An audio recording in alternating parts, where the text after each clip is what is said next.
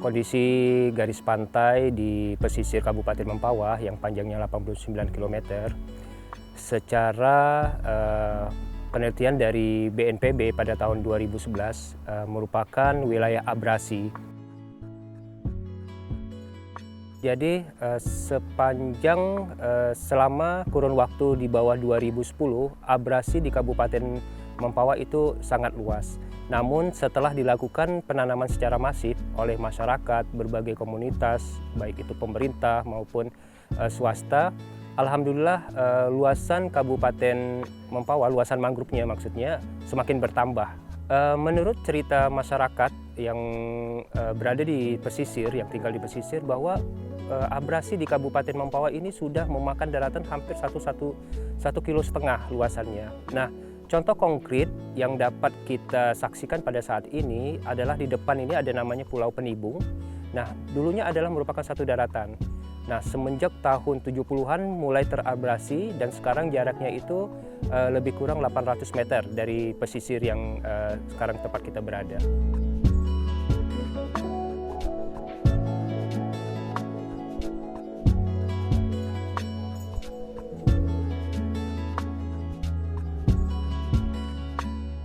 Upaya yang telah dilakukan, baik itu masyarakat, organisasi yang konsen terhadap lingkungan dan juga pemerintah adalah menanam mangrove secara sustainable. Nah, menanam mangrove ini kita tidak bisa lakukan hanya sekali, 2 kali dalam beberapa tahun, namun harus berkepanjangan.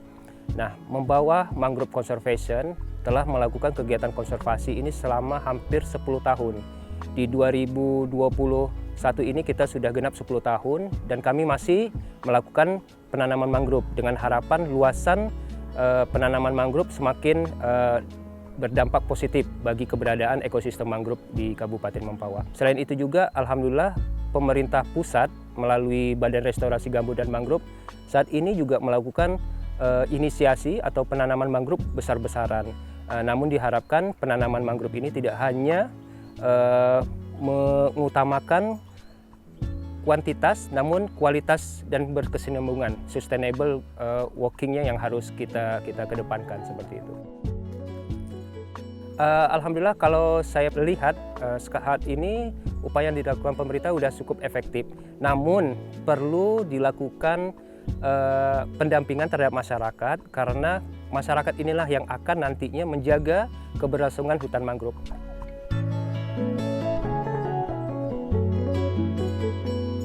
Kegiatan penanaman mangrove ini bukan hanya sekedar menanam, tapi berkelanjutannya.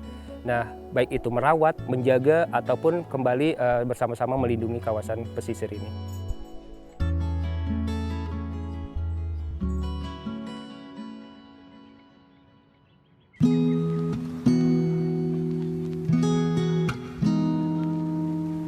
Alhamdulillah, hampir 10 tahun ini banyak sekali komunitas, baik itu swasta dan juga pemerintah yang sudah berkontribusi terhadap kegiatan konservasi mangrove ini. Semakin ke sini banyak sekali yang aware ataupun yang paham dan peduli akan pentingnya ekosistem pesisir ini. Karena yang kita ketahui bersama bahwa vegetasi mangrove yang hidup di sepanjang pesisir jika sudah baik dan asri itu dapat melindungi kawasan daratan dari terjangan ombak ataupun abrasi pantai.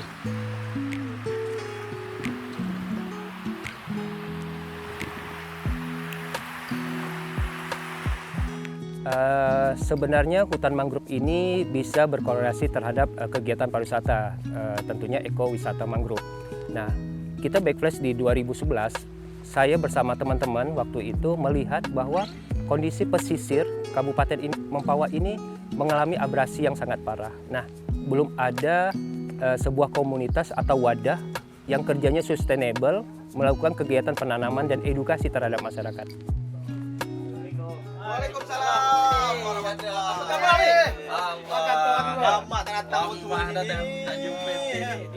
biar ekonomi. Nah, dari hal itulah yang mengilhami, yang memberikan kami semangat bahwa kita harus berbuat untuk pesisir kita agar pesisir ini tidak abrasinya semakin meluas. Dan alhamdulillah saat ini kalau kita lihat secara keseluruhan, walaupun ada beberapa titik di pesisir Mempawah yang masih mengalami abrasi, namun secara keseluruhan pesisir Kabupaten Mempawah sudah ditumbuhi mangrove secara baik dan asri seperti itu.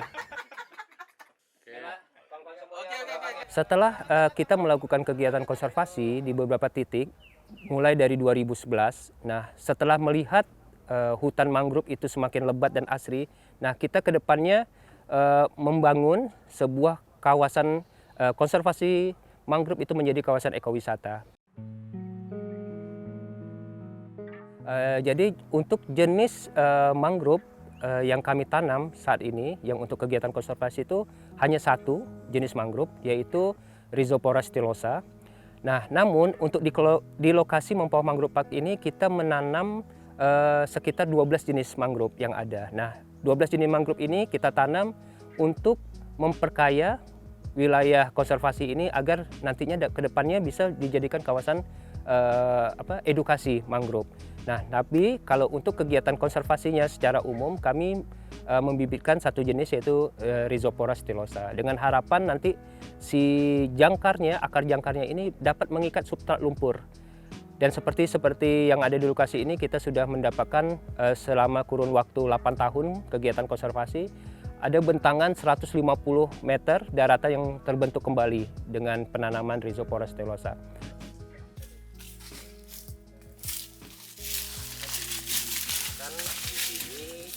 Ini kita biasanya persemaian kita istilahnya.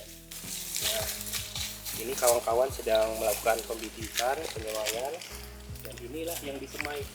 Ini propagul yang kita bibitkan di sini, namanya ini Rhizopora stylosa. Nah, dia pada saat tumbuh di pohon, nah dia bergantung seperti ini. Nah nanti kalau sudah tua, ini akan lepas. Nah ini akan lepas, akan tancap di indukannya. Nah, mengapa kita menanam seperti ini? Karena tipikalnya adalah tumbuhnya itu di sekitar indukan. Nah, ini kawan-kawan sedang membibitkan, proses pembibitan propagul. Nah, nanti dalam masa tanam setahun itu akan pecah, ya, pecah daunnya dua. Nah, seperti itu. Jadi ini nanti kalau pada saat sudah di dalam ini dia akan lepas sendiri nih helmnya. Seperti itu. Ini tunasnya ya, Pak? Iya, silakan mau bibit. Ya otomatis kalau misalnya tinggi dia langsung di lumpur langsung nancap gitu ya. Kawasan konservasi yang ada di Desa Pasir ini yang dulunya terkenal dengan nama Mempawah Mangrove Park, nah memberikan dampak yang positif terhadap kegiatan ekonomi masyarakat. Baik itu penambahan penghasilan, baik itu memberikan pengetahuan atau edukasi terhadap para pengunjung, dan juga tentunya sudah pasti kami mengkampanyekan Save Mangrove itu semakin viral dan semakin mudah. Karena pengunjung datang ke sini, sebelumnya kami yang melakukan kampanye campaign Save Mangrove itu ke beberapa titik.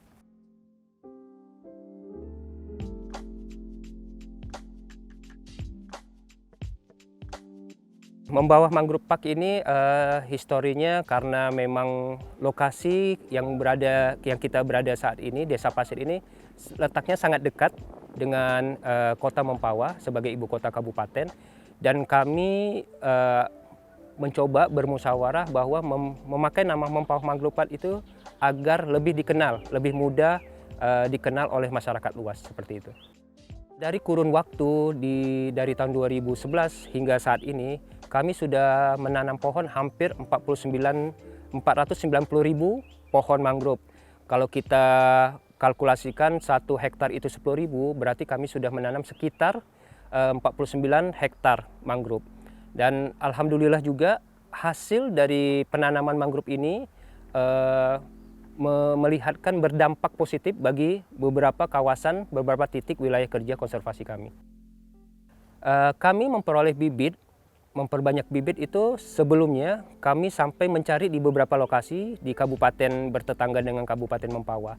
Namun pada saat ini alhamdulillah kami bersama masyarakat pesisir di beberapa titik wilayah kerja MMC, kita mengajak masyarakat lokal untuk berupaya membibitkan mangrove.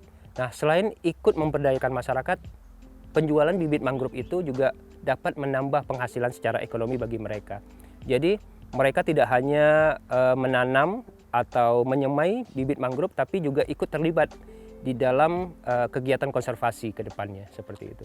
Secara teori dan prakteknya, bibit mangrove itu sebaiknya itu dekat dengan lokasi kegiatan penanaman, seperti itu.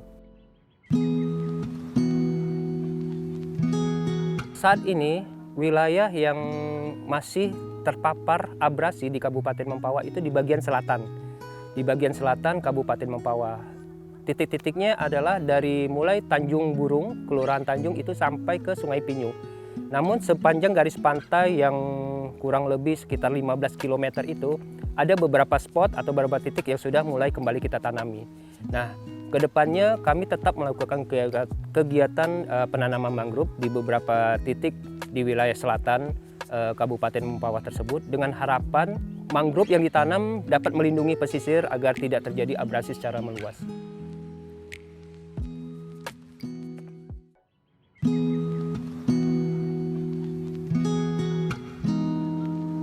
Nah, jadi pada waktu itu sedikit bercerita, pada saat kami mengajak kaum tua untuk melakukan kegiatan konservasi ini, tidak berhasil, kami mencoba masuk ke generasi mudanya. Nah, jadi kami MMC ini lebih akrab dengan para kaum milenial, kaum muda, karena mereka lah yang mempunyai jiwa jiwa konservasi atau jiwa volunteers. Nah, untuk berkelanjutan kegiatan konservasi yang kami laksanakan sampai hari ini.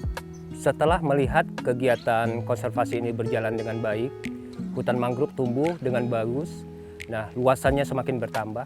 Nah, saya bersama teman-teman di Mempawah Mangrove Conservation mencoba membuat gagasan di mana kita dapat memanfaatkan hutan mangrove menjadi jasa lingkungan. Nah, disitulah tercetus bahwa hutan mangrove ini, kawasan konservasi ini bisa menjadi sebuah kawasan ekowisata. Ini juga sejalan dengan visi yang ada di komunitas kami, Mempawah Mangrove Conservation, yaitu menjadikan hutan mangrove itu menjadi kawasan konservasi, edukasi, dan ekowisata. Nah, lalu berembuklah bersama teman-teman wilayah kerja mana yang cocok untuk menjadikan semacam pilot project kawasan ekowisata di beberapa titik kawasan konservasi kami. Nah, setelah melakukan sedikit penelitian kecil-kecilan dan berembuk bersama teman-teman, lalu dapatlah di Desa Pasir ini menjadi kawasan edu-ekoturism dengan konsepnya edu-ekoturism, di mana sebuah kawasan wisata itu memberikan edukasi kepada para pengunjungnya, seperti itu.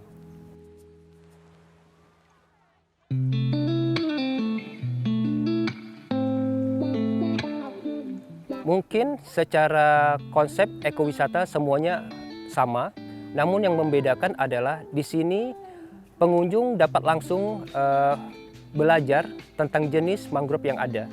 Nah, tadi telah saya sampaikan bahwa di sini ada 12 jenis vegetasi mangrove yang dapat kita pelajari bersama, dan para pengunjung juga dapat melihat proses pembibitan dari awal hingga penanaman dan hasilnya.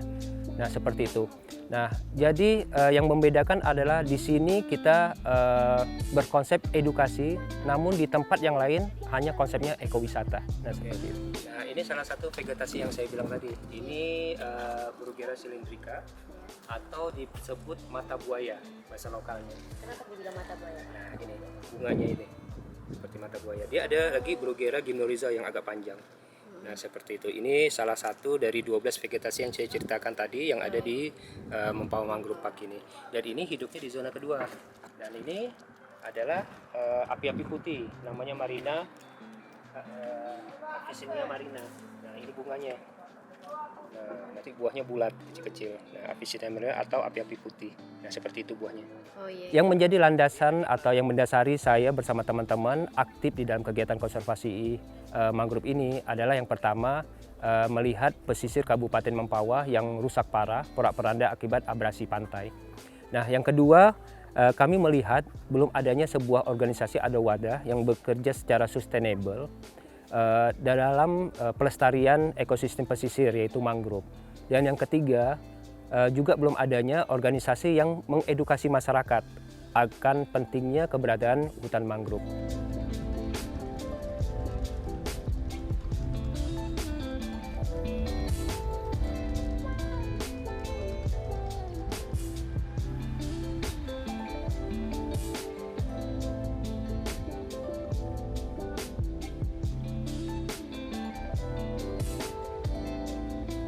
Setelah berjalan, ternyata kegiatan konservasi mangrove ini ada memberikan dampak ekonomi.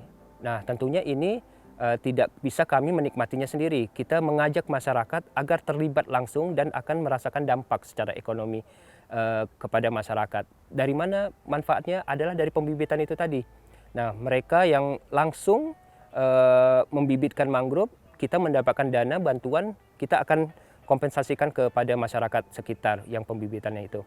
Nah, seiring berjalan ternyata dapat lagi memberikan manfaat yang lebih besar lagi. Dengan bagaimana? Dengan memanfaatkan kawasan konservasi itu menjadi jasa lingkungan. Nah, hal-hal inilah yang ternyata dari konservasi mangrove itu memberikan multiplier effect.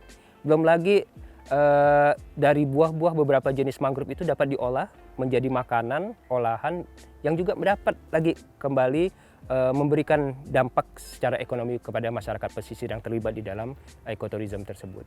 Nah, seperti itu.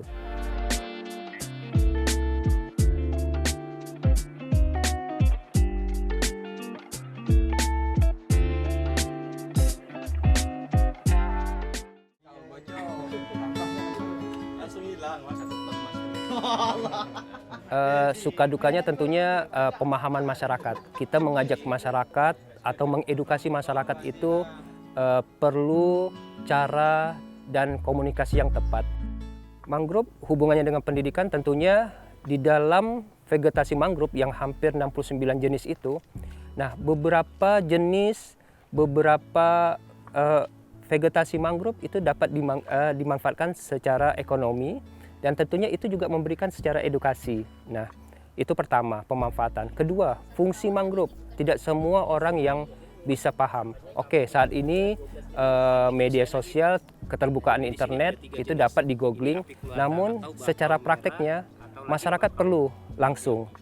Seperti di tempat kita ini, biasanya setiap tahunnya itu anak-anak sekolah datang field trip ke sini. Nah, kita melakukan edukasi. Kita field trip mengelilingi hutan mangrove, kita ajarkan ini loh jenis ini loh jenis ini, dan memberikan mereka sedikit pemahaman atau membuka wawasan terhadap manfaat atau keberadaan mangrove yang ada di sekitar sini. Jadi itulah yang memberikan kami, membedakan kami dengan ekowisata lainnya, yaitu ekoturism. Nah, seperti itu. Kenapa kami selalu mengajak masyarakat lokal? Karena kami berharap nantinya merekalah yang akan menjaga hutan mangrove yang sudah ditanam, menjaga keberlanjutan kegiatan konservasi, dan juga mereka dapat mengajak masyarakat sekitarnya ikut bergabung di dalam kegiatan tersebut. Nah, selain itu tentunya pendanaan, tapi pendanaan ini tidak kami jadikan semacam hambatan yang menghalangi kegiatan konservasi, karena sejujurnya kegiatan konservasi ini sebenarnya harus didasari dengan niat. Nah, karena kalau tidak ada niat yang kuat, tekad yang kuat bersama masyarakat sekitar, ini tidak bisa berjalan sampai 9 tahun ini.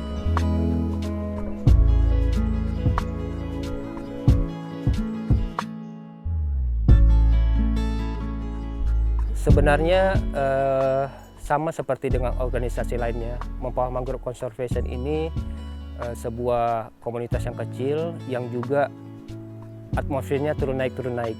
Namun kekompakan dari anggota, semangat, support, dan juga banyak volunteer yang bergabung bersama kami, itulah yang menjadi kami dapat mengendalikan atmosfer sebuah organisasi menjadi lebih baik lagi.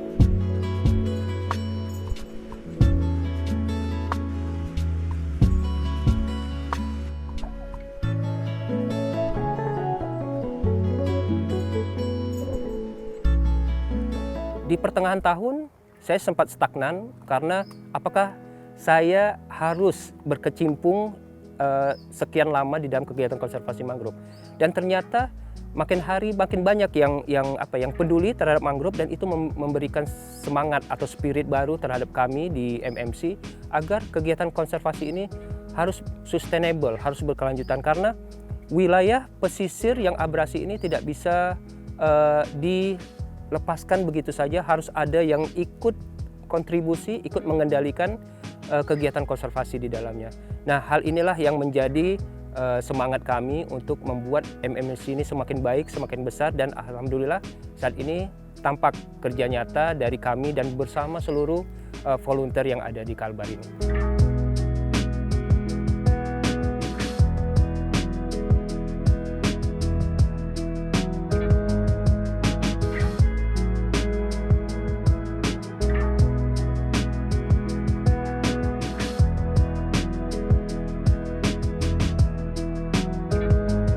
Semakin tahun semakin bertambah dukungan dan perhatian pemerintah terhadap kegiatan konservasi mangrove. Apalagi saat ini Presiden Joko Widodo udah langsung turun tangan menjadikan penanaman mangrove atau konservasi mangrove ini menjadi salah satu program dan kegiatan mitigasi atas perubahan iklim. Dan ini juga menjadikan kegiatan mangrove ini menjadi lebih masif lagi.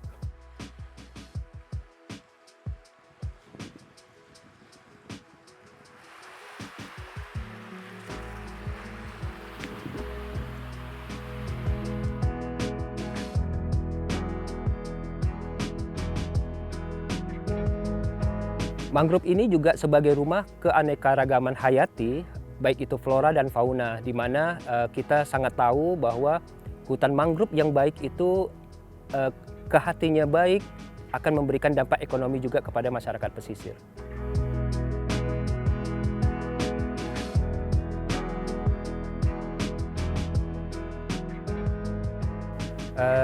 Harapan kami dari Mempawah Mangrove Conservation agar para generasi muda, khususnya para kaum milenial, untuk dapat lebih memahami fungsi dan manfaat dari hutan mangrove ini.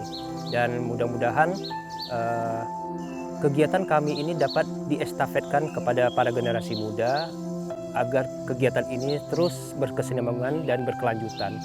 Semoga kita dapat bersama-sama menjaga hutan mangrove yang ada, baik itu di Kabupaten Mempawah maupun yang ada di Provinsi Kalimantan Barat. MMC, aku, kamu, kita, sayang mangrove.